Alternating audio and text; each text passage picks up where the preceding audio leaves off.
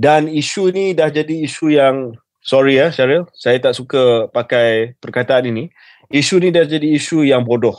Sebab daripada permintaan untuk pengecualian yang terhad, yang berjangka masa pendek, isu dia sekarang ni adalah tertimbul isu bahawa UiTM kena buka dan kena terima kepada non-bumis secara umum. Tak ada siapa pun bincang benda tu.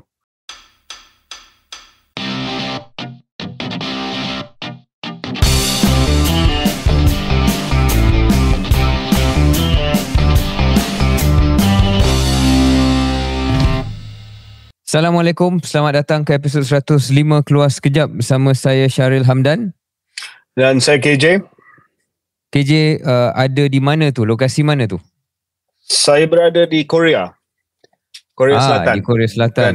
Bukan Korea Utara. Korea Tidak Selatan. lagi. Kalau Korea Utara takut tak balik langsung. Belum lagi dijemput oleh Kim Jong-un. Dennis Rodman, right? Dennis Rodman, bekas pemain bola keranjang. Ya, terkenal, terkemuka yang nampaknya bersahabat bersama dengan Kim Jong-un dan terkenal ataupun notorious for having been there. KJ di sana untuk berapa lama? Urusan kerja barangkali? Saya hadir Asian Leadership Conference di Seoul. Sehingga hari Jumaat, saya akan bercakap di 3 forum, 3 pentas di sini. Ada beberapa pemimpin dan juga bekas pemimpin daripada Asia dan rantau Asia. Pita yang menang pilihan raya Thailand tapi tak jadi Perdana Menteri hadir. Dan saya akan cuba dapatkan dia untuk KS.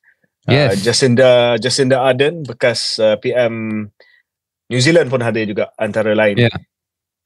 So ramai bekas ahli politik yang dijemput. Agaknya dalam kongres tersebut. Ya. Okey, sebelum ke benda yang lebih serius, apa perasaan KJ setelah tamatnya Liga Perdana Inggeris? Dan sudahkah KJ melihat final standing table Liga tersebut dan siapa yang di atas Manchester United? Ya, saya nak Arsenal menang sebenarnya.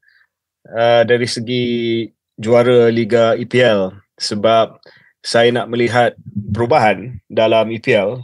Dia benda yang agak menarik kalau ada pesaing kepada Man City. Namun demikian Arsenal kurang 3 poin, tak silap 2 poin, 3 poin lah, 3 mata untuk memintas City. Selain daripada tu, Liverpool, Villa, Spurs, Chelsea dan Man United. So okey lah tu. Ada tertinggal seorang tu. Ada tertinggal seorang. Dalam klip YouTube ini saya akan minta tim untuk letakkan supaya penonton keluar sekejap boleh. Man City 1, Arsenal 2, Liverpool 3, Villa 4, Spurs 5, Chelsea 6, Man United 8, West Ham 9.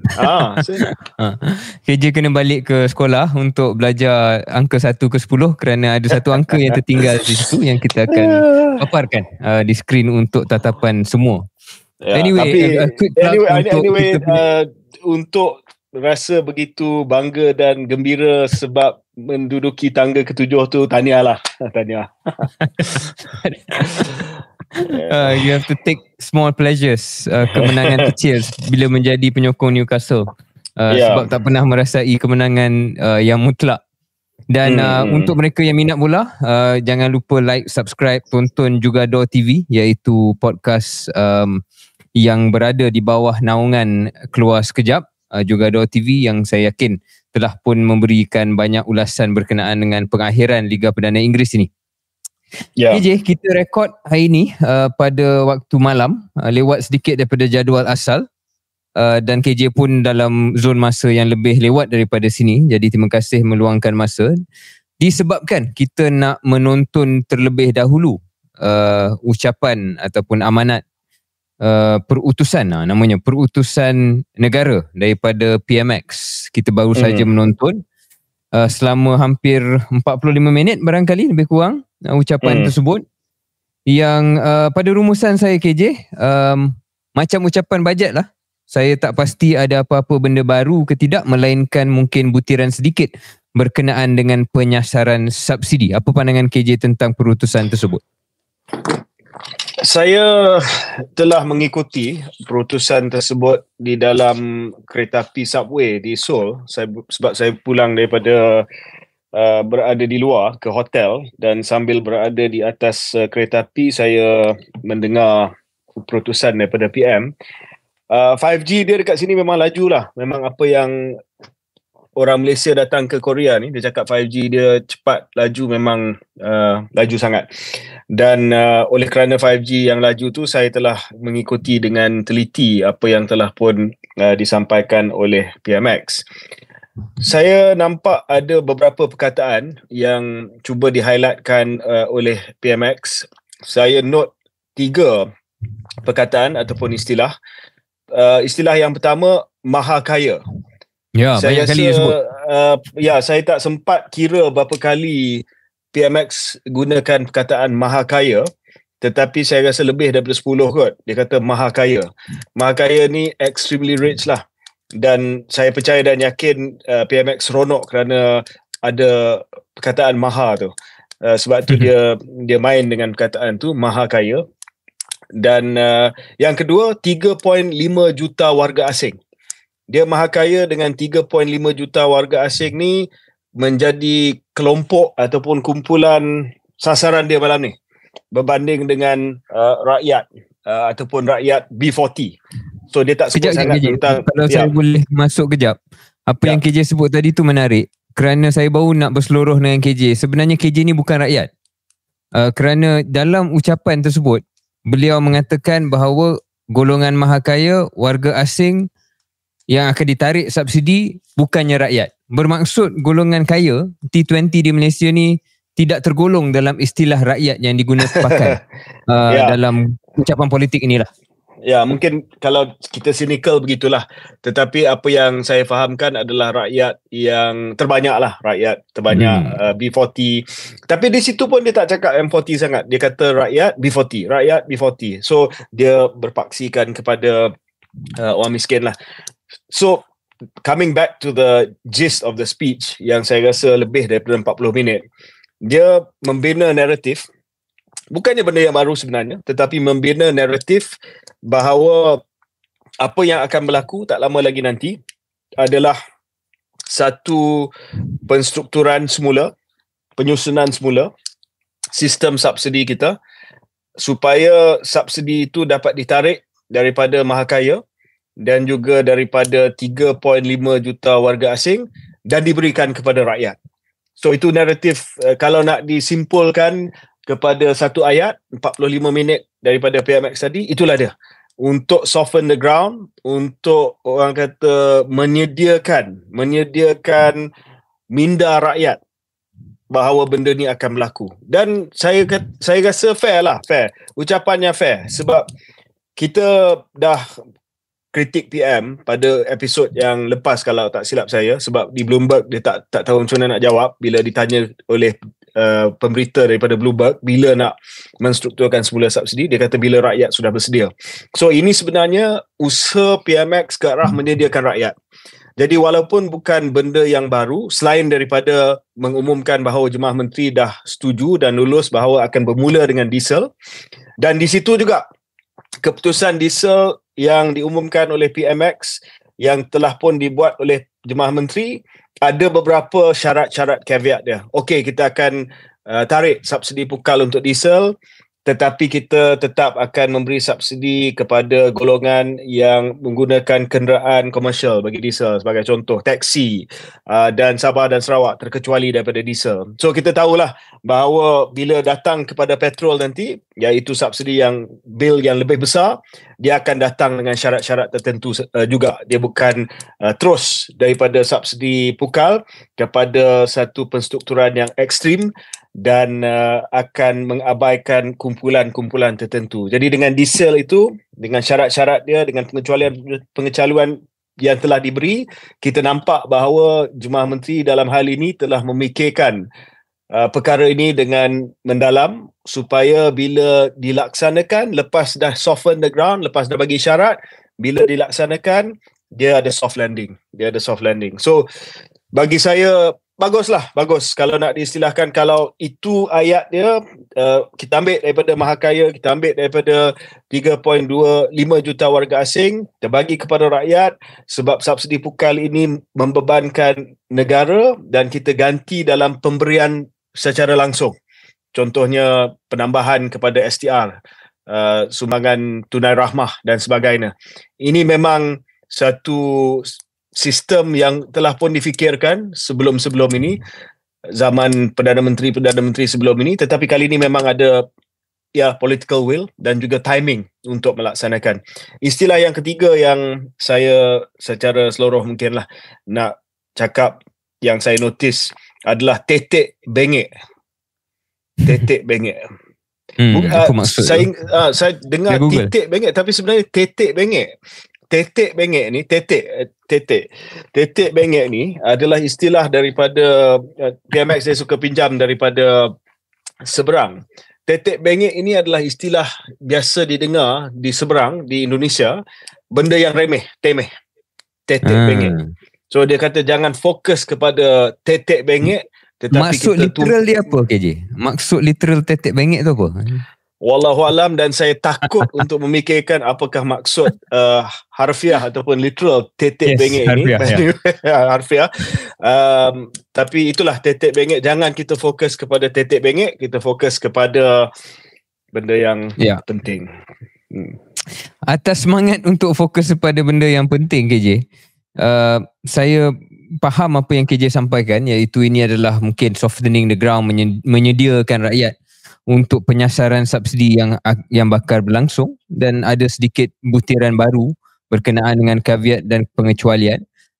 Dan butiran baru ialah pengesahan bahawa cara mereka akan sasarkan subsidi ni bukannya dengan ada perbezaan harga di satu point of sale, tetapi melalui bantuan tunai, seperti mana yang dah dibuat oleh sebelum ni lah. Maknanya semua kena bayar pada harga yang baru, harga yang tak disubsidi. Kemudian golongan yang layak untuk mendapat bantuan untuk digantikan dengan sesuatu akan digantikan dengan bantuan tunai. Saya juga kalau nak sebut gemar dengan satu naratif yang jelas yang cuba dibawa oleh PM berkenaan dengan savings yang kita akan dapat ni, 4 bilion ringgit yang akan kita dapat, yang kerajaan akan dapat kurangkan perbelanjaan ini akan disalurkan, ataupun inilah salurannya, inilah perbelanjaan yang akan disalurkan daripada savings yang akan dibuat melalui bantuan sara hidup dan sebagainya. Cuma butiran-butiran lain yang 40 minit yang lain itu adalah semua, tak silap saya, butiran-butiran yang telah pun kita dengar. Malah infografik-infografik yang ditunjuk, contohnya sara, iaitu bantuan sara hidup sebanyak 700 juta. Ini semua dalam ucapan bajet tahun lepas. Saya Google, saya check. So nothing new in terms of detail. Tapi ini Malaysia, jadi perlu diulang-ulang beberapa kali. Dan atas semangat itu tak ada masalah. Dan mungkin akhir ialah poin politik yang lebih umum, KJ. Pada pendapat saya, pihak pembangkang kena pandang dan melihat inilah kelebihan Kerajaan Madani dan Ketua Kerajaan Madani. Dia boleh nampak prime ministerial, dia boleh nampak dengan image Perdana Menteri memberi perutusan. Dan PN, Perikatan Nasional, tidak ada setakat ini alternatif yang setara, ataupun dia tak tunjuk dan tonjolkan pun kemampuan figura-figura dia untuk bercakap macam ini. Walaupun konten dia, kalau kita nak sinikal, konten yang sama, basically it's the same thing, right? And we have seen it dalam ucapan-ucapan sebelum ini. Tetapi inilah image yang perlu dipikirkan, yang selain daripada konten dan substance, membawa pengaruh kepada pilihan orang dalam politik. So ini just a political point. I think Perikatan Nasional kena ambil maklum lah. Inilah kelumpungan yang mungkin ada dalam barisan hadapan mereka. Ya, dan satu lagi mungkin sebab dari segi prinsip dia, dari segi prinsip penyelarasan subsidi ni, saya setuju, Syaril pun setuju. Dah lama kita minta supaya penyelarasan ini dibuat demi satu pengagihan yang lebih adil, seperti mana yang PM cuba sampaikan pada malam ini dengan istilah mahakaya rakyat yang termiskin dan sebagainya. Dan kita setuju atas prinsip tersebut. So kalau saya berada di tempat pembangkang lah, kalau saya nak respons kepada ucapan perutusan daripada PM, saya tak boleh ambil pendekatan untuk menjadi seorang yang tidak jujur kepada pendirian asal saya. Ya, sebab memang saya setuju dari segi prinsip dia kepada penyelarasan subsidi. So sekarang ni kalau saya berada di tempat PN sebagai contoh, kalau saya jurucakap bagi soal kewangan, saya akan minta supaya dari segi kelicinan proses pembayaran, penambahan pembayaran STR sebagai contoh kepada kumpulan-kumpulan yang layak disegerakan. Saya akan minta supaya proses mengenal pasti siapa yang layak menerima, siapa yang tak layak menerima diumumkan secepat mungkin. Dan saya akan lead dalam debate tersebut sebab saya tahu dari segi prinsip dia, saya berada di tempat yang sama dengan PM, iaitu menuntut supaya ada penyelarasan subsidi. So sekarang ni saya akan mengambil pendekatan dan pendirian bahawa untuk segala langkah-langkah susulan, saya akan berada di hadapan kelok pengumuman. Itulah baru menjadi pembangkang. So bila eventually kerajaan akan umumkan benda ni, sebab kita tahu kerajaan kena umumkan, dan benda ni lah yang akan menjadi paling rumit dan sukar, sebab orang kata the devil is in the details. Bila kita bincang soal penyelarasan subsidi ni, orang akan kata okay, you may not have done it, tetapi sekurang-kurangnya you led the way in terms of pushing the government supaya butiran-butiran dan juga detail-detail pelaksanaan ini dapat diumumkan dengan cepat, dengan tepat dan dengan rapi. So benda ni saya tak pastilah sama ada mereka dah fikir ke tidak ataupun masih lagi belum lagi fikir, tetapi benda dah jadi. Kita tahu bahawa kali ni PMX telah pun grab the bull by the horns dan akan buat benda ni. So benda tu akan jadilah, ya. Tak perlu kita second guess lagi sebab dia dah kata kabinet dah setuju pada pagi ini berkenaan dengan diesel, next adalah petrol. Kita dah tahu. So now you stay ahead. Now you ask, okay, kalau begitu apa dah jadi dengan pengkalan maklumat padu? Siapa yang layak menerima? Berapa jumlah tambahan? Dan panggillah 2-3 pakar ekonomi untuk mencadangkan, okey, untuk kumpulan macam ni tambahan RM500, tambahan RM1,000 dalam STR je. At least you lead the conversation. You lead the conversation dalam usaha yang besar, iaitu usaha untuk kita tamatkan pemberian subsidi pukal dan pergi kepada subsidi bersasar. Baru ada nilai tambah oleh PN. Ya, menjadi satu pembangkang dan pemain politik yang konstruktif itu antara harapan lama keluar sekejap terhadap semua pemain politik, tapi khususnya pembangkang sedia adalah Perikatan Nasional. Dalam konteks itu KJ, mungkin kita boleh pergi ke topik seterusnya. Ya, okey. Ya, topik seterusnya adalah satu topik yang juga agak hangat, yang mendapat perhatian favourite politician KJ untuk Perikatan Nasional, iaitu Wan Ahmad Faisal, yang saya tengok dalam media sosialnya setiap hari bermain isu ni, ataupun bermain mungkin agak keras mengulas tentang isu ni, iaitu tak lain tak bukan isu tawaran penswastaan Malaysia Airports Holdings Berhad, iaitu syarikat yang menguruskan lapangan-lapangan terbang di Malaysia dan juga satu di Turki, MAHB, yang mana tawaran penswastaan itu telah pun dibuat dan akan melalui prosesnya sama ada diluluskan atau tidak. Dan penswastaan yang dirancang ini akan dibuat di bawah konsortium Gateway Development Alliance, yang mana konsortium itu diterajui oleh Khazanah Nasional Berhad, KWSP, yang akan memegang sebanyak 70% daripada syarikat MAHB andai kata penswastaan ini berjaya, dan balance baki 30% adalah dianggotai oleh ADIA, Abu Dhabi Investment Authority, dan juga dana yang diuruskan oleh Global Infrastructure Partners, GIP. Dan nama yang terakhir yang saya sebut itulah yang membawa kontroversi yang agak besar sekarang ini, sama ada sesuai atau tidak MAHB melalui penswastaan dengan pemilikan sedikit oleh GIP. Kenapa? Kerana GIP 100% dimiliki oleh BlackRock. Dan BlackRock ni satu syarikat pelaburan yang terbesar di dunia, memegang aset lebih 10 trilion US dollar. Isu dia apa? BlackRock adalah satu syarikat yang juga mempunyai saham dalam syarikat-syarikat lain termasuk Lockheed Martin yang menjadi pembuat ataupun pencipta pembekal senjata kepada negara Israel, dan sudah tentu dalam keadaan sekarang ada kontroversi di situ. KJ, saya ada pandangan, tapi mungkin nak bagi ruang kepada KJ dulu sebab saya nampak dalam posting Instagram story KJ seolah-olah agak menentang keras perancangan penswastaan yang membabitkan GIP/BlackRock ini. Adakah andaian saya benar atau tidak? Ya, saya sebelum kita pergi bincang sama ada benda ni betul ataupun boleh diterima ke tidak, saya nak kena jelaskan apa yang Syaril maksudkan itu dalam IG stories yang saya telah terbitkan beberapa hari yang lepas. Saya respon kepada kenyataan yang telah pun dibuat oleh PMX yang disebut bahawa isu pembelian saham MAHB oleh syarikat yang pro-Israel ini hanyalah untuk menghasut rakyat. Ya. Bernama punya headline, claims that pro-Israel company will own MAHB shares only to incite hatred, menghasut kebencian rakyat. Itu yang disebut oleh PMX. Seolah-olah PMX dia nak tepis benda ni lah. Dia kata segala tuduhan adalah hanya untuk menghasut kebencian rakyat. So, dia seolah-olah tidak mengambil serius tuduhan tersebut.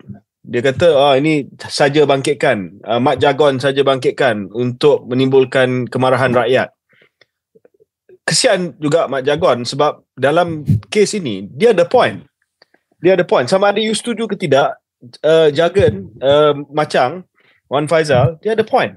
Point dia apa? Point dia bukan dia nak menghasut rakyat, dia tanya benda yang serius.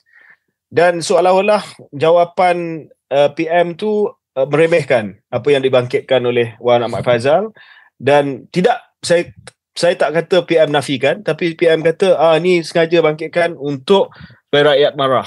So saya dalam IG story saya, dalam part posting, saya tunjuk kaitan antara pembelian ini dengan Israel. Tak jauh pun dia punya kaitannya. Apa yang saya sebut kata dia lebih kurang macam tu lah. Pembelian saham oleh MAHB oleh konsortium. Konsortium ini terdiri daripada bukan hanya Khazanah, bukan hanya KWSP, bukan hanya ADIA daripada Abu Dhabi, tetapi juga GIP. Ya, GIP, Global Infrastructure Partners. GIP macam Syaril kata dibeli beberapa bulan lepas oleh BlackRock, sebuah syarikat pengurusan dana antara yang paling besar di dunia. 100%. Dan BlackRock telah pun menjadi sasaran kumpulan BDS yang mengesahkan dan tidak pun dinafikan oleh BlackRock bahawa mereka melabur dan memegang saham dalam syarikat-syarikat pembekal senjata dan juga pembekal peralatan tentera kepada rejim Tel Aviv. Antara syarikat-syarikat yang sebelum ini orang yang cakap sewaktu Defense Asia sepatutnya kita jangan terima kehadiran mereka. So BlackRock bukan hanya hadir bersama dengan syarikat-syarikat, tapi adalah pelabur dalam syarikat-syarikat tersebut. Jadi kaitannya jelas. Tak boleh kata bahawa ini adalah tuduhan, ini ada claim. Bukan claim. So sekarang ni adalah soalannya sama ada kita boleh terima ke tidak. Itu saja. Tapi jangan nak kata benda ni tak wujud. The link is there. The link daripada MAHB kepada Khazanah, KWSP, konsortium dengan GIP, GIP dengan BlackRock, BlackRock dengan Israel, the link is there. Tak ada siapa yang boleh nafikan benda ni. Now, of course lah, saya tengok dalam media sosial ada usaha yang gigih daripada beberapa penyokong-penyokong kerajaan yang mengatakan bahawa BlackRock juga adalah pelabur dalam beberapa syarikat-syarikat yang kita menggunakan setiap hari, Microsoft dan juga syarikat-syarikat teknologi lain, syarikat-syarikat yang sudah pun bertahun-tahun berada di Malaysia dan sudah bertahun-tahun melabur di Malaysia. Mereka juga menyatakan bahawa dulu ada usaha daripada pihak KWSP untuk mewujudkan satu dana bersama dengan BlackRock, ya. Tetapi soal dia sekarang adalah pengumuman baru dalam keadaan genosid. Itu soal pokok dia. Sama ada kita boleh terima pengumuman satu pembelian konsortium baru yang melibatkan BlackRock dalam keadaan berlakunya genosid pada hari ini. Yes, of course, penindasan terhadap orang Palestin dah berpuluhan-puluhan tahun. Tetapi genosid ini yang paling teruk dalam lifetime kita. So itu isu timing. Kalau dulu, yes, of course, kita tak boleh pisahkan pelabur ini dengan syarikat ini yang mungkin ada kaitan dengan perdagangan dengan Israel dan sebagainya. Ini beberapa degrees of separation dalam global economy yang ada kaitan yang sangat kompleks ini. Mesti ada kaitan sama ada second ataupun third hand. Tetapi dalam kes ini adalah pengumuman satu syarikat di mana kita berada di zaman genosid dan juga di mana kita sokong habis BDS. Kita cakap kita sokong habis Palestin. Rakyat kita sokong kepada boycott, divestment and sanctions. Ya. Tetapi akhirnya kita tengok benda ni dan kita kata, tak payahlah sebab ini dia orang dah lama berlabur dalam syarikat lain. Dulu pun ada pelaburan bersama dengan KWSP. So dalam hal ini tak payah kita cakap lah. Dan what aboutism? What about you? Dulu pun sama juga. So saya rasa kalau kita nak jujur tentang isu Palestin ni, kalau kita nak jadi terpaling kehadapan dalam isu Palestin ni, kita kena buat pendirian. Kalau tak, dan kita terima saja. Kita kata, okey, benda ni adalah satu keperluan. Oleh yang demikian, tak perlulah kita holier than thou dalam isu Palestin. Yang kedua, Syaril, adalah, okey, saya berpendapat, Syaril tadi tanya sequence. Okey, saya jawab sequence saya. Memang pendirian PM menepis Wan Ahmad Faizal tu, saya rasa tak adil sebab Wan Faizal has a point. Yang kedua, adakah kita konsisten? Yang ketiga, saya rasa untuk suasana hari ni, saya rasa tak perlu kita teruskan dengan deal ini. Saya rasa kita boleh cari orang lain selain daripada GIP. Ya, mungkin akan ada kesan buat sementara waktu disebabkan orang kata, ni Malaysia lah, disebabkan isu politik, business deal tak boleh go through. Apa kelebihan GIP sebenarnya?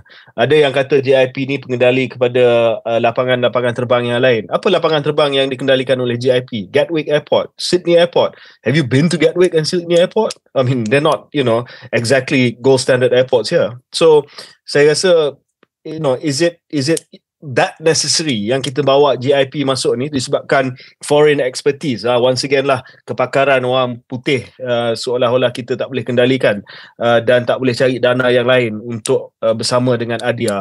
Saya rasa kita boleh cari orang lain dan kita tak payah terlibat dengan dana yang tercemar dengan penglibatan bersama dengan rejim Tel Aviv. Ya, saya rasa KJ telah berkongsi pandangan dengan panjang lebar dan jelas sequencingnya, apa isu dan pendirian KJ. Dan saya rasa ni antara peluang kita KJ untuk mempamerkan bagaimana mungkin dalam isu seperti ini kita boleh berbeza pendapat tanpa ia menjadi satu isyarat bahawa anda adalah penghasut ataupun anda adalah anti-Palestin. Saya rasa ini salah satu perkara yang kompleks dan it's a judgment call. Ia adalah satu keputusan yang perlu dibuat bergantung kepada apa kita rasa lebih penting ataupun bagaimana kita mentafsir sesuatu isu. Dan saya nampak beberapa poin yang saya nak bangkitkan KJ dah sebut. Pertama ialah the degrees of separation. Sebab dalam hal macam ni saya rasa KJ, kita kena buat pendirian dan kita kena draw the line. And there is no world in which kita boleh kata bahawa kita tolak segala-galanya. Saya rasa KJ pun setuju. Kerana bukan hanya BlackRock melabur dalam syarikat-syarikat yang kita pakai, tapi saya rasa jelas bahawa BlackRock juga sudah pun melabur dalam pasaran Malaysia melalui pasaran equity kita, pasaran bond kita. So they are already here. Silap-silap mereka pun dah pegang saham dalam MHB sebelum perswastaan ini pun mereka dah ada pegang saham melalui pasaran bursa kita. Dan kita tak pernah blok dan kita tak minta pun mereka berhenti. Silap-silap banyak syarikat-syarikat blue chip kita pun sudah pun dipegang oleh BlackRock. In this case penswastaan, at least there is one degree of separation KJ, iaitu melalui GIP lah. Maknanya bukan BlackRock itself tetapi GIP. Dan isunya ialah saya fikir berbalik pada isu pokok, MHB pada pandangan kita adakah ia memerlukan satu rombakan besar? Pada pandangan saya ya. Kita sebagai pengguna lapangan terbang melihat, dan saya dah komen, KJ pun dah komen beberapa kali sebelum ini, bagaimana ranking kedudukan airport kita dan juga pengalaman kita sebagai pengguna lapangan terbang, dan bila kita tanya dengan pelancong dan juga mereka yang melalui KLIA dan sebagainya, it's not great. Dan kita perlu penambahbaikan, itu jelas. Adakah penswastaan satu-satu caranya untuk menambah baik? Tidak, tetapi ia salah satu cara yang boleh kita pertimbangkan. Dan kaedah penswastaan ini saya fikir bukannya satu perkara yang asing. Pernah dibuat melalui untuk MAS, pernah dibuat untuk UMW, Bausted barangkali. So privatizing to improve, not that the first only one went really well, didn't it? I mean, you know. MAS? Yeah.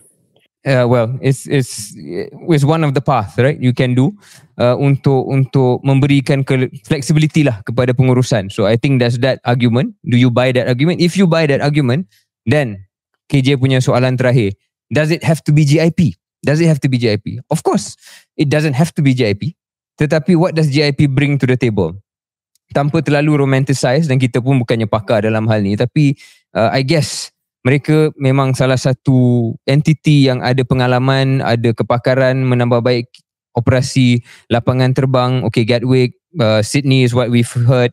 Edinburgh juga mereka uruskan. Dan saya baca tempoh hari bahawa adalah penambahbaikan jumlah penumpang dan sebagainya Edinburgh berbanding dengan Glasgow. So depends what truth you believe in. These are not gold standard regional airports. I mean KLIA, I mean, and by the way, MAHB bukan hanya KLIA saja. Dia adalah pemegang konsesi kepada hampir semua airport yang ada di Malaysia. Sure. So saya rasa dia orang tak ada pengalaman untuk menjadi satu entiti yang boleh membantu dari segi network of the airports nationally. Sebab MHB mempunyai hampir as a PE player sebagai right, come on. Pam. As a player, mungkin mereka ada kepakaran operasi. They would have that specialist expertise, they would have hubungan strategik dengan mereka dan pembekal-pembekal yang boleh membantu kepada penambahbaikan yang kita semua setuju perlu ada dalam airport.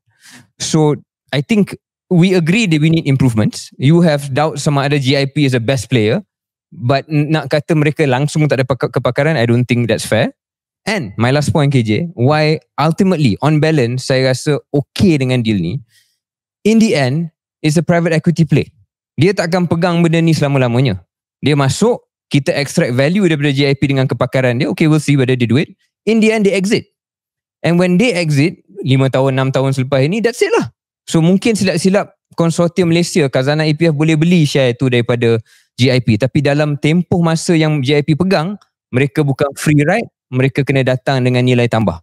And then there's an exit horizon. So saya rasa itu yang mungkin, bila saya fikir, sebab saya pun go back and forth KJ, to be honest, tentang perkara ni.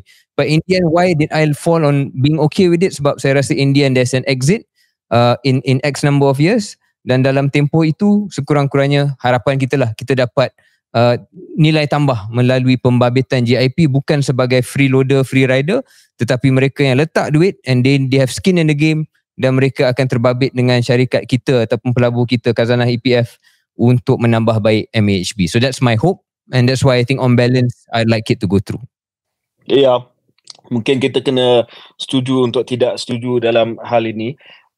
Saya melihat bahawa ya betul dia kena exit, tetapi kita juga kena tanya dia akan exit pada paras macam mana. Sebab ada yang kata nilai yang ditawarkan itu dari segi harga saham MAHB yang nak dibeli, yang nak diswastakan ini adalah adil. Ada juga yang baru saja keluar yang mengatakan bahawa nilai valuation yang telah pun dibuat adalah agak redah.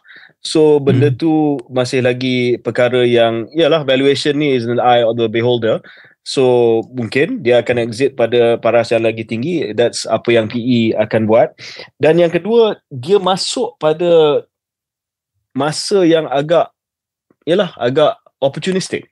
Sebab beberapa bulan lepas kerajaan baru setuju untuk melanjutkan operating agreement MAHB kepada hampir semua airport di Malaysia kecuali 1-2 Senai dan mungkin satu lagi mungkin Senai saja sehingga 2069. Jadi dia memang datang pada masa yang sangat sesuai dan masa di mana valuation pun ada persoalan sama ada valuation ni adalah satu nilai yang adil ke tidak, sebab akhirnya dia akan dress up benda ni dan dia akan keluar. Mungkin kita terpaksa beli nanti pada kadar yang lebih tinggi. Itu soal kita tolak ke tepi isu kaitan dengan BlackRock main Israel. Kita lihat PE penilaian ni, lah. Penilaian dia tak akan masuk kalau dia rasa dia tak boleh menaikkan nilai bisnes tersebut, dan dia akan exit pada harga yang lagi tinggi. Itu dalam satu ayat itulah pendekatan PE ni. So dia akan datang dan kita tak tahu sejauh mana komitmen dia untuk memastikan bahawa ini strategic asset. Ya, dia tak datang 2-3 tahun, dia dress up KLIA saja, dia tak melihat kepada semua regional airport yang lain. Lepas tu dia jual kepada kita pada kadar yang lagi tinggi selepas beberapa tahun dah lapse dari segi pelanjutan operating agreement. Mungkin 10 tahun lepas tu dia kata 10 tahun dah lalu, kita dah dress up sikit, Aerotrain pun dah siap. Itu memang lembu punya susu, sapi dapat nama, dan dia dapat pulangan yang lagi tinggi dari segi penilaian yang tinggi. Saya bukan tak simpatetik dengan pendirian Syahril. Saya memang simpatetik. Saya faham apa yang Syahril sebut, bahawa kita perlu kepada expertise, kita nak kepada suntikan modal, dan mungkin akan dapat suntikan modal sebab kerajaan tak dapat nak beri modal kepada KLIA dan juga MHB untuk meningkatkan pelaburan dalam lapangan terbang kita. Tetapi saya juga faham bahawa mereka datang dengan kepentingan mereka, dan saya rasa dalam keadaan hari ini kita mengimbang antara kepentingan private equity player ni dan juga optik ini. Saya rasa I just can't accept it lah. Saya tak boleh terima. KJ, we stop this part sebab saya rasa kita dah share kita punya pendirian dan kita sympathetic dengan each other punya view on this, because I think there's truth on both sides, and that's maybe the main point, KJ, right? Yang KJ tak setuju dengan pendirian PMX yang pukul kuat sangat, seolah-olah tidak ada validity pada argument yang mengatakan jangan buat. Saya pun setuju ada argument against it, there's an argument for it, and it's a judgment call where you fall. Saya nak alih sekejap kepada soalan lain, KJ, iaitu in the end, apa pun pendirian kita, KJ rasa deal ni akan jalan atau tidak? Soalan dalam bentuk lain, adakah PMX akan bertegas, ataupun jika perkara ni terus menjadi polemik, beliau ada kemungkinan untuk menghentikan transaksi ni? Sebab saya teringat kepada isu KLK dan juga Baustet Plantation pada tahun lepas, yang mana di situ ada intervensi untuk memastikan bahawa deal tu tak jadilah. So in the end KLK tidak pun beli Baustet Plantation. Di situ kita tahu apa mungkin sensitivity politik. Adakah KJ rasa benda serupa akan berlaku, ataupun in the end he'll push through? Baustet tu dia lain sikit sebab dia punya kepentingan tu lebih dekat dengan closer to home lah. Baustet ni adalah syarikat di bawah LTAT. Jadi dia punya kesan dia bukan kesan yang jauh daripada kita. Walaupun kita kehadapan dari segi usaha untuk menyokong sahabat-sahabat di Palestin, tapi kita kena ingat bahawa that's somewhere else. Bila isu Baustet ni dia terkait dengan isu LTAT, terkait dengan kepentingan tabung yang menjaga kebajikan dan juga persaraan prajurit-prajurit dan ni pegawai-pegawai anggota angkatan tentera. So kita tahu, dan ia melibatkan tanah di sini kan, penjualan tanah kepada sebuah syarikat XYZ. So dalam keadaan tersebut, saya nampak PM ni, he's a politician, like we were politicians as well. Dan sebagai orang politik, dia akan nimbang antara cost dan benefit kepada dia. Sama ada dia boleh withstand the cost ataupun tidak. Orang politik ni, dia akan tengok kepada cost. Can I absorb the cost? Boleh tak saya tanggung cost yang akan terpaksa dipikul sebabkan keputusan ini. Dan dalam hal ini, saya nampak mungkin dia sanggup untuk tanggung kos itu. Sebab apa? Sebab pertamanya dia telah pun berjaya untuk compensate dari isu Palestine. So macam kita dah bincang sebelum ini, ada beberapa perkara yang dia boleh buat dari segi hakiki dia, tapi dia tak buat sebab dia rasa cukup untuk dia bercakap lantang. Dan dia tak perlu address benda-benda yang lebih konkret. Ya, so ini satu contoh lah, di mana cukup untuk Anwar Ibrahim nanti pergi ke pentas di antarabangsa, cakap global injustice, dispossession of the Palestine people, dan menjadi pemimpin yang paling articulate tentang isu Palestin dari segi performatif, dan dia percaya bahawa itu cukup untuk memuaskan hati rakyat Malaysia yang nak melihat kita berjuang untuk rakyat Palestin, dan dia sedia untuk tanggung kos daripada BlackRock ini dengan menyatakan bahawa ini 3-4 kali removed, 3-4 times removed.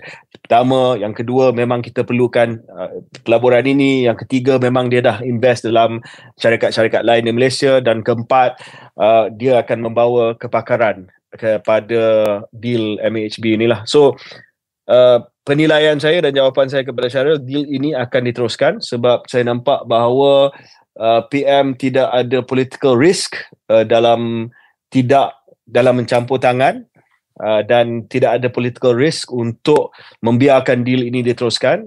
Saya rasa beliau pun melihat kepada keputusan malam tadi berada pada satu kedudukan yang agak selesa, mungkin selepas Kuala Lumpur baru.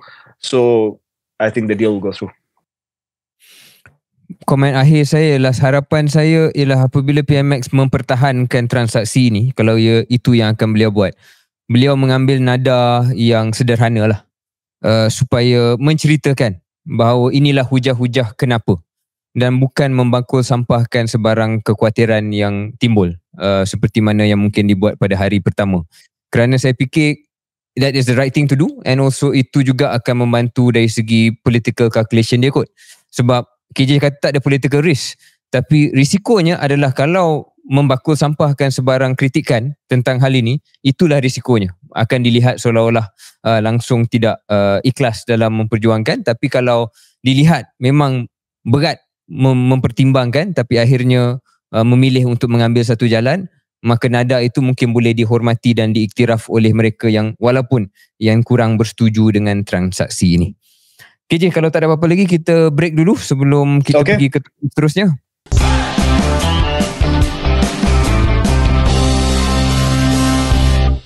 Selamat kembali ke episod 105 Keluar Sekejap bersama saya Syaril Hamdan di studio KS, dan KJ berada di Korea Selatan. Kita nak pergi ke topik seterusnya, iaitu topik yang juga hangat, soal parallel pathway yang telah pun menghadapi masalah setelah ada kursus parallel pathway ni yang tidak diiktiraf, dan tampil UiTM untuk cuba memberi penyelesaian sementara, tetapi wujud kontroversi di situ. Saya tak nak bercakap panjang sebab kita ada bekas Menteri Kesihatan yang boleh menceritakan latar belakang masalah ini dan juga berkongsi pandangan berkenaan dengan kontroversi yang sedang berlangsung.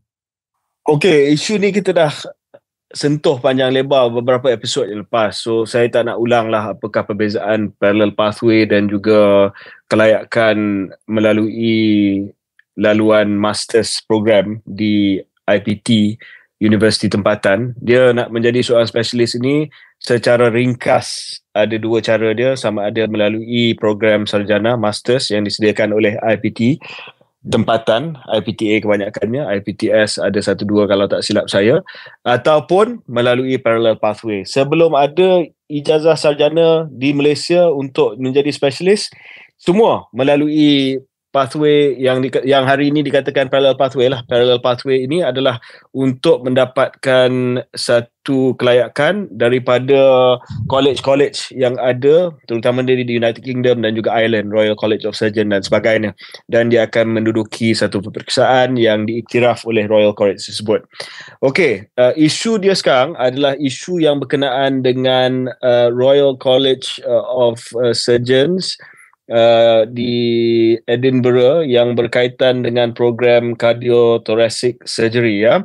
Royal College of Surgeons of Edinburgh in cardiothoracic surgery. Cardiothoracic surgery ini adalah pembedahan berkenaan dengan jantung, berkenaan dengan paru-paru, berkenaan dengan esophagus, the lung cavity. Itulah dia punya kepakaran dia.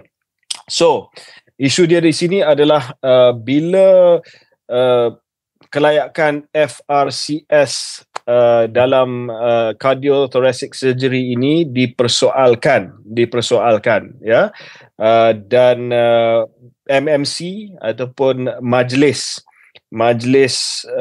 Perubatan Malaysia tidak mengiktiraf parallel pathway melalui Royal College of Surgeons of Edinburgh for cardiothoracic surgery supaya didaftar di bawah National Specialist Register, ya. Dan mereka ada yang mencadangkan supaya UiTM yang menjalankan satu program ijazah sarjana masters dalam bidang yang sama, membuka sementara waktu kepada pelajar-pelajar daripada program yang dikendalikan oleh IJN yang menaja pegawai perubatan dalam program ini melalui parallel pathway dah tak diiktiraf. So ada cadangan supaya UiTM ambil sementara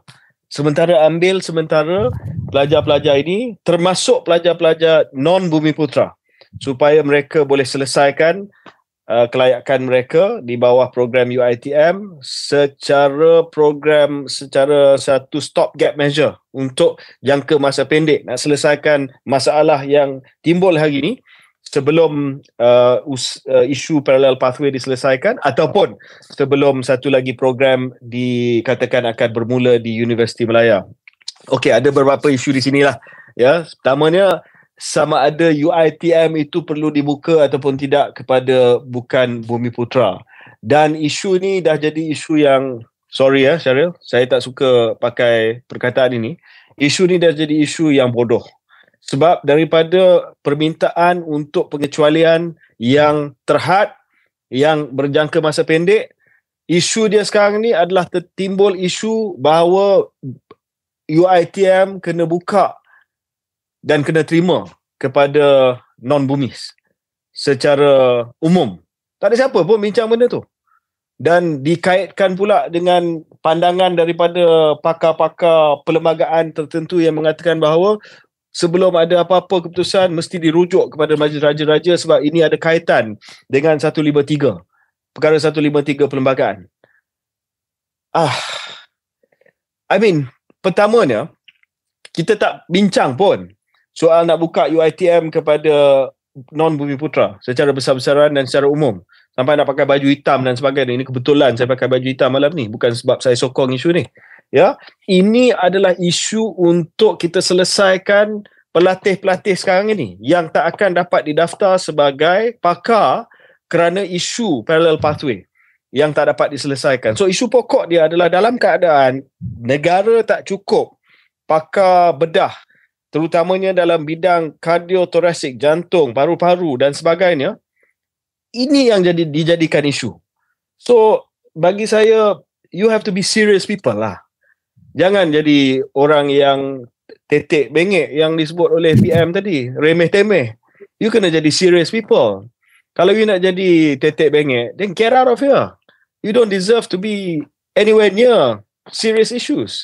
Isu dia adalah kita nak pastikan bahawa mereka ini dapat didaftar. Okay?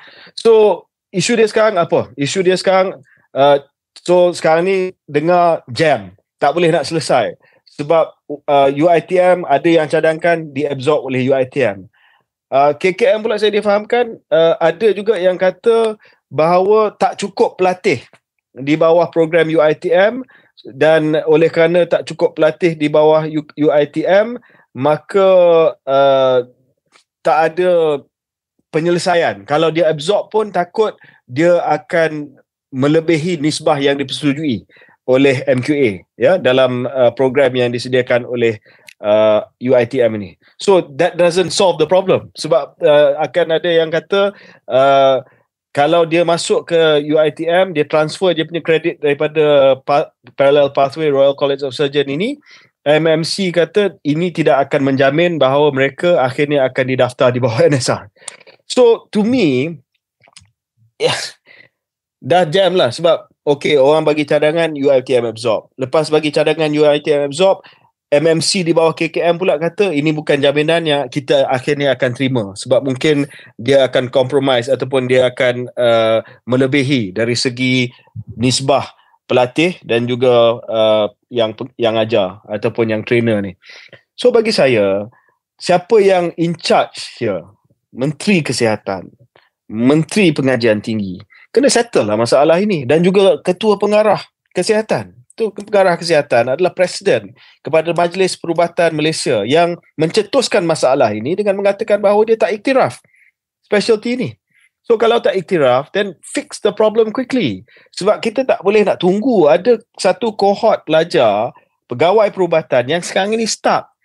UiTM dia tak boleh pergi sebab tak ada garanti yang dia akan daftar sebagai specialist, dan dia terpaksa berdepan dengan isu politik yang bodoh ni, yang sebenarnya tak ada kaitan langsung dengan isu spesifik ni, dibesarkan, dijadikan sampai isu 153 perkara perlembagaan dan sebagainya. No, we want to settle a very specific problem. So Menteri Kesihatan, Menteri Pengajian Tinggi, Ketua Pengarah Kesihatan, this problem has gone on long enough, dan dia dah menjadi masalah percakapan dan juga perdebatan yang bodoh yang sekarang ni melibatkan benda yang sepatutnya tak dilibatkan, Perlembagaan Persekutuan Kedudukan Istimewa Melayu dan sebagainya. Settle lah isu ni. I mean, you're the ministers, for God's sake. You're the Director General of Health, for God's sake, get it done. Okay, itu adalah satu klip yang memang kita kena war-warkan. Saya cuma sebagai pemerhati yang mungkin tidak dekat dengan perkara ni seperti mana KJ, saya tertanya kenapa UiTM muncul sebagai satu option in the first place.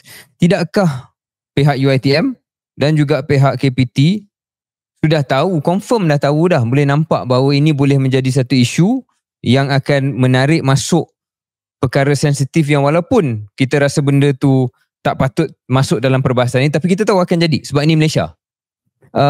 So why was UiTM even considered? Ataupun am I missing something here? Mungkin saya tidak nak persoalkan niat orang yang cadangkan ini. Ada Profesor Dr. Raja Amin, Senior Consultant Cardiothoracic Surgeon di UiTM. Dia yang sebut bahawa UiTM setuju sementara waktu untuk membuka ruang kepada mereka diserapkan supaya dapat didaftarkan sebagai pakar cardiothoracic surgery. Jadi I think he was trying to do the right thing. Dalam keadaan parallel pathway ada masalah dengan MMC tak tiba-tiba tak nak iktiraf benda ni, sebab dulu tak ada masalah, tiba-tiba dia tak nak iktiraf. So dia kata tak apalah, until you solve that problem, sehingga masalah itu diselesaikan, datanglah ke UiTM. Kita akan habiskan you punya training dan boleh didaftarkan sebagai parallel sebagai pakar. So mungkin itu yang memulakan semua polemik ni lah. So selesaikan masalah ini. Kalau ada kekurangan kepada parallel pathway daripada Royal College of Surgeons Edinburgh untuk cardiothoracic surgery, selesaikan masalah itu supaya tidak lagi timbul kegusaran ataupun kebimbangan daripada pihak MMC bahawa program ini tidak setaraf, tak boleh diiktiraf dan sebagainya. Settle that problem supaya mereka yang mengikuti parallel program itu dapat selesai di dalam parallel program itu, dan parallel program itu yang selama ini dah diiktiraf semula dan mereka didaftar di bawah NSR, di bawah MMC. Itu kalau tak nak ambil langkah untuk tolak masalah ini kepada UiTM yang membuka Pandora's box yang lain. So bagi saya solusi yang sebenar adalah selesaikan apa sahaja kebimbangan yang ada pada MMC terhadap program parallel pathway yang ada, yang sedia ada, supaya mereka yang mengikuti program itu dapat selesai dan dapat layak sebagai specialist dan didaftar di bawah NSR. Get it done. Okay. So kita nantikan sama ada penyelesaian yang hakiki boleh dicapai oleh pihak-pihak yang sepatutnya. Saya pun setuju sangatlah benda ni. Macam masalah asas dia yang rakyat kebanyakan ialah risau ialah kalau doktor pakar ni, kohort ini tersangkut dan mereka tak boleh habiskan pengajian mereka, tak adil untuk mereka dan juga menambah masalah kekurangan pakar. Sedangkan itu isu pertama yang patut diselesaikan oleh pihak-pihak yang berwajib. Okey KJ, masa sudah pun lanjut. Kita nak meletakkan sebahagian masa kita untuk menjawab soalan-soalan Q&A sebab kita pun dah sedikit kilaf dalam hal ni, mungkin dah lama tak melayan soalan-soalan bagus baik yang dihantar oleh pendengar dan pengikut Keluar Sekejap. So kedua-dua saya dan KJ sedang membuka grup WhatsApp kita yang mana diletakkan beberapa screenshot soalan-soalan yang dihantar oleh pendengar setia Keluar Sekejap. Ada yang kita dah komen, contoh, setuju atau tidak UiTM untuk non-bumi, macam KJ sebut, ini bukan isunya untuk sekarang sebab isu ni timbul disebabkan satu masalah spesifik, so kita selesaikan masalah spesifik dulu, tak perlu kita ditarik masuk ke dalam satu polemik yang tidak berkesudahan dalam isu ni. Anish Kumar, who inspired you guys to join politics? I don't know if anyone inspired me to join politics, but the guy who caused me to join politics is my podcast partner now. Kalau saya tak berjumpa dengan dia pada umur 20 tahun, 21 tahun, mungkin saya tak tahu dunia politik, saya tak tahu UMNO dan saya akan menjadi seorang pekerja swasta yang boring, yang biasa, tapi mungkin yang lebih maha kaya daripada sekarang, kerana sekarang saya tak maha kaya. Saya Henry, KJ tahu tak Henry tu apa? Henry? High income, not yet rich. Oh, not rich yet, sorry. High income, high earnings, high earners, not yet, not rich yet, sorry. Yeah. Oh, Henry. Ya, saya baru belajar benda tu hari ni. Daripada kawan saya, Henry. High earner, not rich yet. That's me. I see. I like to think like okay. So. Okay. Anyway, so jawapannya adalah KJ yang menyebabkan saya join politik. Ya, jawapan saya, dia bukan orang politik tetapi arwah bapa saya. Dia pegawai kerajaan, hampir seluruh kerjaya dia di Kementerian Luar Negeri. Tetapi dia, daripada saya usia muda lagi, saya masih ingat mungkin umur saya 7 tahun, 8 tahun, dia mula bercakap dengan saya tentang isu-isu global. Saya masih lagi ingat dalam perjalanan pulang daripada sekolah, waktu berada di Tokyo, perjalanan pulang ke rumah daripada sekolah, ambil bapa di pejabat, mengambil masa 1 jam lebih sebab trafik yang agak sesak. Dia akan cakap dengan saya tentang, sebagai, yalah, walaupun usia saya 7 tahun, tetapi cakap seolah-olah saya ni dewasa, berkenaan dengan isu-isu besar. Saya masih lagi ingat pada waktu itu perang sejuk, Cold War, perang dingin pula. perang dingin. Kat Korea Selatan dengan sejuk kot. Perang sejuk makes more sense. Anyway, perang dingin antara Soviet Union dan Amerika Syarikat, mengajar saya tentang nuclear proliferation, tentang tuntutan Amerika Syarikat mula nak masuk istilah hak asasi manusia. I remember that was the first time when I was 7 on a car ride back home. He told me about human rights and how human rights was being inserted dalam satu summit antara pemimpin Soviet Union dan Presiden Amerika Syarikat, tak silap saya Gorbachev dengan Reagan, bahawa 3 perkara yang nak dibincangkan: strategic issues, nuclear proliferation, dan human rights. Dan dia ceritakan bagaimana human rights itu dimasukkan untuk mengimbang strategic issues yang nak dibincangkan oleh Soviet Union. At that point I realised saya ni minat kepada isu-isu macam ni, dan that turned into keinginan untuk mahu berada di barisan hadapan, bukan sekadar sebagai pegawai kerajaan seperti bapa saya, tapi sebagai the actual decision maker, politician.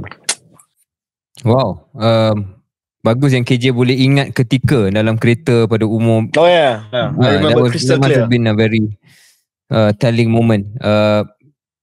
Saya dah jawab persoalan tadi, tapi siapa yang mungkin tahu, dah tengok episod kita di Pulau Pinang, di mana saya dan KJ juga berkongsi tentang buku-buku yang telah mempengaruhi kami sewaktu lebih muda, sewaktu kecil, dan saya berkongsi sedikit sebanyak macam mana saya mula minat politik melalui pembacaan-pembacaan saya pada usia yang lebih muda. So itu juga mempengaruhi keputusan saya untuk suka pada politik. KJ, you got any questions you wanna take? Oh, sorry, saya lupa. Sambil KJ mencari, Faizal Yusof, Eric Ten Hag stay or out? Kita dah bincang kot soalan ni sebelum ni, dan pada ingatan saya KJ seolah-olah mahu Ten Hag untuk dipecat. Tetapi kalau Ten Hag menang FA Cup pada minggu depan, adakah KJ masih berpendirian sedemikian? Dia beginilah. Saya rasa boleh diberikan tempoh sehingga hujung tahun, sehingga Christmas season. Sebab saya dah fikir tentang benda ni dan ada juga hujah yang menyatakan bahawa beliau telah pun menerima nasib yang malang disebabkan kecederaan yang sangat banyak, dan saya sedar benda tu sebagai satu faktor yang penting dan bukan semata-mata alasan bila saya terpaksa tengok Casemiro main central defence untuk beberapa perlawanan yang mutakhir ini, dan memang betul lah, I think he was dealt a bad hand. I don't think, saya tidak percaya bahawa he's done enough to guarantee a full season, tetapi mungkin bagi benefit of the doubt sikit, walau apa pun akan berlaku di Piala FA nanti, supaya dia dapat memulai musim yang baru ini dengan squad yang baru, dengan pemain-pemain yang baru, dengan tidak ada senarai kecederaan yang terlalu panjang, dan kita tengok what he can do with it. But I think by December, kalau dia tak establish satu falsafah permainan yang jelas, then it's time to go. Pandangan saya KJ bila lihat Manchester United ni, sebab suka tak suka saya terpaksa tonton sebab dia selalu ada dekat TV. Dia tidak ada faktor menggerunkan lagi waktu saya membesar, dan ini mungkin boleh tackle juga satu soalan seorang yang tanya, Ariful Anik, kenapa KJ minat Man United dan Syarif minat Newcastle? Sebelum saya jawab tentang Newcastle, Man United daripada kecil adalah tim yang menggerunkan lah sesiapa yang pergi ke Old Trafford ataupun main dengan Man United ni memang kita expect favourites is Man United. Tapi aura tu dah macam tak ada, dan dah tak ada identity dalam cara permainan Manchester United. There's no sure. Yang macam bosan dengar Louis van Gaal sebut dulu the philosophy, tapi I think there's some truth in that lah. Sekarang ni don't know what the philosophy, don't know what the DNA of Manchester United is. Sedikit macam UMNO, not quite clear what they stand for, what their style is. So itu adalah satu pemerhatian saya. Anyway, saya sokong Newcastle United ni kerana saya lahir tahun 85, dan pembesaran saya adalah waktu Blackburn menang Liga, dan saya mula minat bola dalam tahun itu. Saya tengok, saya tak sokong mana-mana tim, tapi saya mula tertarik dengan Alan Shearer. Dan kemudian pada hujung musim tersebut, Alan Shearer bermain di Euro 96, dan beliau telah pun menjadi penjaring terbanyak, dan saya mula minat England, minat Alan Shearer, dan after that Alan Shearer moved to Newcastle. Dan saya pun sokong Newcastle daripada situ, dan Newcastle pun tim yang agak baik untuk beberapa tahun, pernah mendahului Manchester United sebanyak 12 mata pada Christmas. I don't know what year it was, 96 maybe 97, yang diingati oleh ramai, tetapi akhirnya walaupun mendahului 12 mata, lost to Manchester United on the final day of the season. Jadi itulah sejarah kenapa saya suka saya suka Newcastle United. Tersasul. Okay. Cup chai kental, hope merchandise hangpa available at online shop ASAP. That's the merchandise yang antara merchandise yang kita insyaAllah akan wujud semula untuk pembelian. Kita dah bincang, kita akan settlekan isu ni lah, sebab banyak juga permintaan, dan sebenarnya kita tak cukup lagi tu waktu KL Podfest. But anyway, we'll do better. And we'll do more than merchandise, right? Kita nak ada, kita nak juga ada FMCG yang lain. FMCG. Syaril, balik kepada isu yang sensitif sikit ni, Wani Azizan 95, UKS block out 2024 yang netizen target untuk artis influencer tak peka isu Palestin. Saya rasa tak perlu kita jawab di sini. Mungkin saya minta supaya pendengar dan penonton keluar sekejap, menonton dan mendengar episod yang akan keluar daripada Kindred Stories yang kita di mana kita interview Mufti Meng. Sebab saya rasa pendirian Mufti Meng tu kita setuju kot, Syaril. pendirian Multimem berkenaan dengan isu persaingan untuk boykot ni. Maknanya bukan hanya kita boykot, tapi kita pergi judge orang lain dan kita block out orang lain, kita cancel orang lain disebabkan apa yang kita nampak dia buat. So watch the episode lah, Kindred Stories. Ya, kedua-dua rakaman yang kita buat semalam KJ memang saya suka sangat-sangat. Satu lagi Dr. Mariam Syibani, seorang juga tokoh yang wajar ditonton. Sebab saya rasa ada crossover of course antara Keluar Sekejap dan Kindred Stories, tapi saya yakin ramai penonton Keluar Sekejap yang tak pernah tengok episod-episod Kindred Stories ni. Ada yang tak tengok lagi, dan saya rasa please pergi tengok, especially yang akan kita muat naik dalam masa terdekat ni, kedua-dua Dr. Mariam dan juga Mufti Meng. Saya yakin Mufti Meng household name ramai yang akan tonton, and I hope mereka akan lihat flavor Kindred Stories itu yang berbeza daripada Keluar Sekejap, walaupun dalam bahasa Inggeris, tetapi saya yakin boleh mudah difahami. Satu lagi Syaril, saya yalah, bukan kita nak tegur ataupun nak mengajar, tapi saya harap pendengar dan penonton Keluar Sekejap boleh keluar sedikit daripada zon selesa dan pergi mendengar dan juga menonton Kindred Spirits walaupun dalam bahasa Inggeris. Saya rasa kita keluarkan Kindred Stories. Saya rasa kita keluarkan sari kata subtitle. Ada kan? Ada subtitle? Ada. Dalam bahasa subtitle bahasa Melayu. Yeah, so I mean, point saya very simple lah. Point saya sebab ada juga saya baca komen bila kita cakap lebih dalam bahasa Inggeris ataupun di Kindred Stories. Saya rasa kita kena ada aspirasi untuk menjadi negara yang boleh menguasai pelbagai bahasa lah.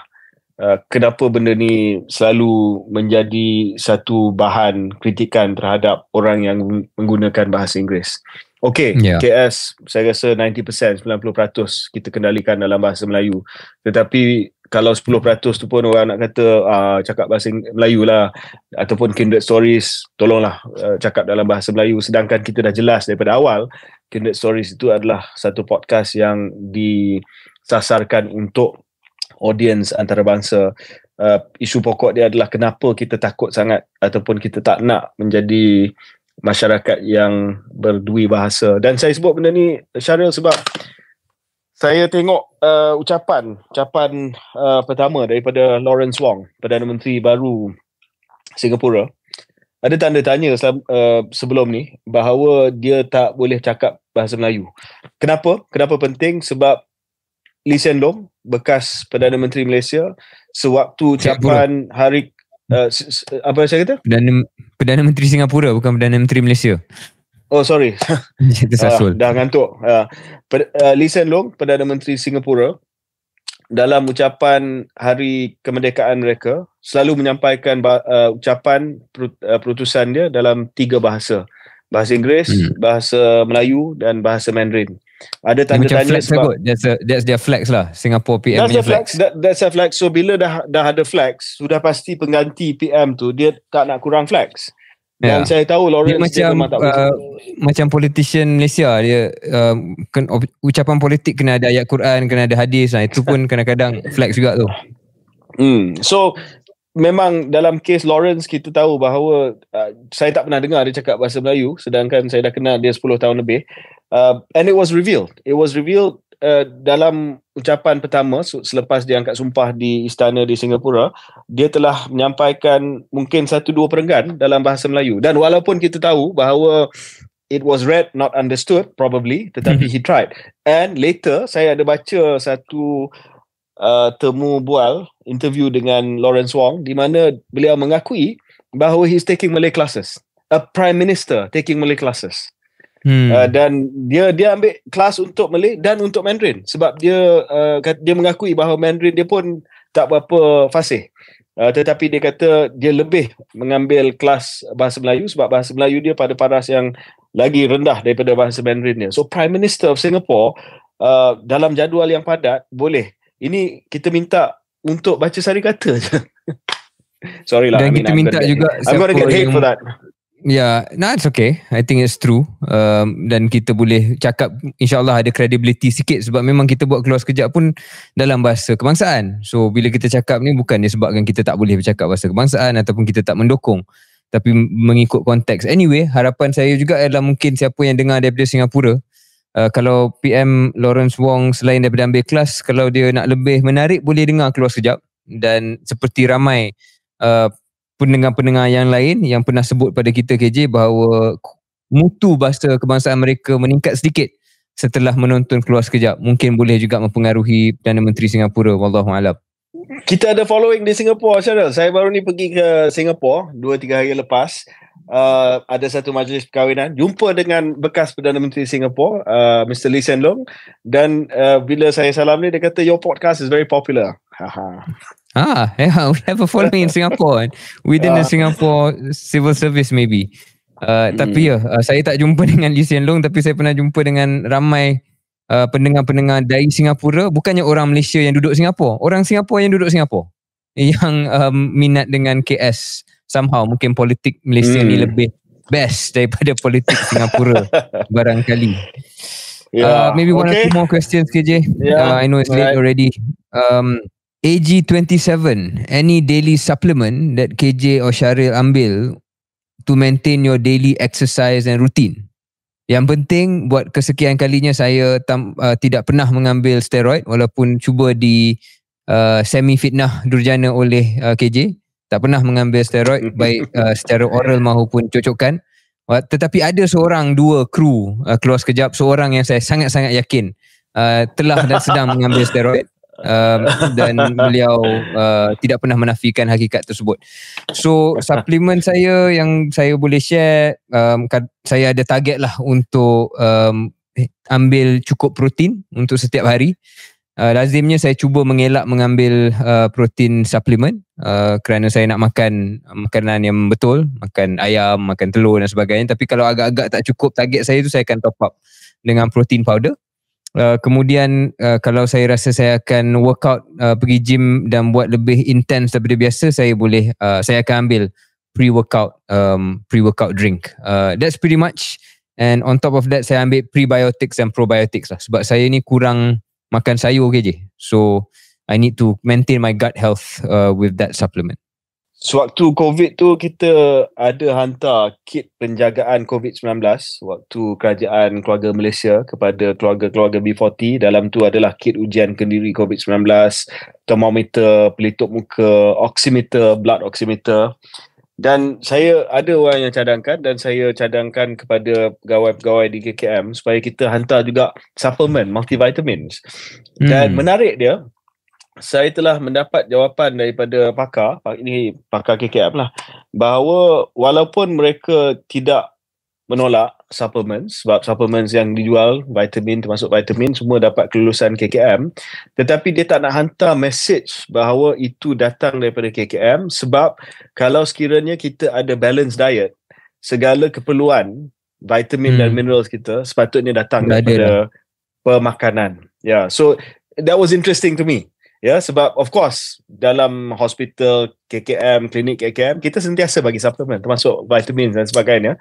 Tetapi dia kata untuk menghantar adalah kepada orang yang dia tak tahu status kesihatan dia, menghantar message bahawa we already admitting that you are not getting enough daripada balanced diet. So apa yang saya nak maksudkan adalah bahawa yes, I do take supplements, tetapi saya tidak mahu itu menjadi satu iklan bahawa semua orang mesti ambil suplemen. Saya rasa kena tengok case by case, sebab asas dia adalah sepatutnya kita dapat daripada pemakanan yang seimbang. Tapi kita tahu bahawa bukan semua orang yang dapat makan dengan seimbang. Ada yang tak mampu, ada yang tak ada akses kepada pemakanan yang seimbang. Kadang-kadang makanan yang nutrisi tinggi ini terlalu mahal dan sebagainya, dan kita boleh tampung dengan nutrisi. Jadi dengan itu kadang-kadang saya ambil multivitamins, boleh dikatakan hampir setiap hari, just nak menampung apa yang saya rasa mungkin kekurangan daripada tidak mendapat makanan yang seimbang setiap hari, dan pada hari-hari tertentu macam saya juga saya akan tambah protein saya lah dengan protein powder, tapi saya cuba buat daripada sumber yang semula jadi, sama ada telur ke meat protein. Itu sudah pasti kalau mampu mestilah menjadi keutamaannya. Baik KJ, I have one more that maybe something interesting dan I think we can finish. Okay. Azlan Huzaifa, semasa di politik, bagaimana ia mempengaruhi kehidupan berkeluarga, rumah tangga? Tanpa terlalu personal. Memang politik ni memang dia quite all consuming kot. Dia not quite all consuming, it's all consuming. So walaupun kita ada masa yang singkat, tapi masa singkat yang lapang, masa yang lapang yang singkat itu pun kadang-kadang minda kita tidak bersama dengan keluarga. Itu yang saya boleh reflect berbanding dengan kehidupan saya sekarang, di mana masa lapang dengan keluarga lebih banyak dan kualiti itu pun lebih besar kerana kita tidak dibelenggu ataupun tidak tertekan dengan kehidupan politik dan juga tekanan-tekanan politik yang tidak pernah henti. Dan poin saya bangkitkan dalam menjawab soalan ni bukannya untuk memburuk-burukkan ataupun menakutkan orang tentang dunia politik, tapi juga sebenarnya orang-orang politik ni jarang mendapat simpati, dan bukannya kita nak minta simpati sekarang, kita pun dah keluar. Tapi saya harap walaupun popular dan mudah untuk membenci ataupun mentertawakan ahli-ahli politik mana-mana pun camp mereka, tapi sebenarnya bagi saya sebagai seorang yang pernah berada dalam dunia itu, sebenarnya kita patut ada sedikitlah rasa simpati ataupun empathy dengan politician-politician yang kadang-kadang kita tertawakan di media sosial dan sebagainya. Ya, bukan semua bersih, bukan semua bebas daripada sebarang kontroversi, bukan semuanya malaikat, tak ada pun yang malaikat. Tetapi dalam keadaan di mana ahli-ahli politik ni sering menjadi sasaran, saya harap rakyat Malaysia juga ada ketika boleh pause even untuk politician daripada parti yang mereka tak sokong, dan iktiraf bahawa mereka melalui beberapa pengorbanan kehidupan mereka yang jarang sekali di komen ataupun diulas dalam popular consciousness rakyat Malaysia. Syaril, saya tak nak jawab soalan tu sebab saya tahu apa yang orang ramai cakap tentang politician, dan oleh yang demikian saya mengambil pendirian untuk langsung tidak sentuh ataupun cakap soal keluarga, termasuk menjawab soalan tentang keluarga saya selepas ini. Sebab bagi saya, kalau itu pandangan you terhadap politician, dan saya tak minta untuk anda rasa kesian kepada orang politik, sebab ini memang keputusan, macam Syaril kata, we enter politics, dan kita deserve lah segala cercaan dan juga segala tomahan dan sebagainya. Then I withdraw the most important part of my life, which has nothing to do with you. Jadi itulah bagaimana saya rasa kalau saya kembali ke dalam politik, saya akan terus menjadi seorang yang waras, seorang yang boleh menjalankan tugas saya dengan hebat, adalah dengan saya kecualikan sebahagian besar dan bahagian yang paling penting dalam hidup saya daripada orang ramai. That's nothing to do with you, doesn't belong to you. I serve you, you can insult me, but that's the water's edge, full stop. I did the same, KJ, compartmentalizing and making sure the family life does not enter the public domain at all. Tapi KJ, you would know this as much as anybody else. Sometimes that's not our choice, kan? Kadang-kadang mereka masih lagi drag. And saya nak share, KJ, masa saya kena COVID, kluster politik kan, kluster politician PRN Sabah. So saya masuklah Sungai Buloh kan, 14 hari waktu tu. Dia itu time siapa-siapa saja yang kena COVID kena masuk hospital Sungai Buloh. Dan saya terimalah beberapa message yang best. Contohnya, baik mati je, saya doakan awak mati cepat. So itu biasa. Saya lalui dengan lazim, tapi yang saya tertekan dan saya sangat affected dekat situ adalah dia kaitkan dengan anak saya. Dan dia kata, kita tahu mana anak kamu pergi sekolah, dan kita akan bagi tahu parents kat sekolah itu siapa bapa dia supaya anak kamu di pulau. And that affected me more than any remark about myself. You nak saya pergi mati awal tak apa. Tapi not my child, right? And so you know, just sharing that I think politicians don't deserve sympathy maybe, but we're human. Yeah, exactly. You can call us whatever you want, but because just of don't touch. Then there's so I will take everything out. There's nothing to do with you, including that question. I'm sorry, I don't want to answer it. Sure. Anyway, now we are Keluar Sekejap, and this is the end of Keluar Sekejap 105. So we're not politicians anymore for now, and I'll see you back in KL soon, inshallah. Okay, take care.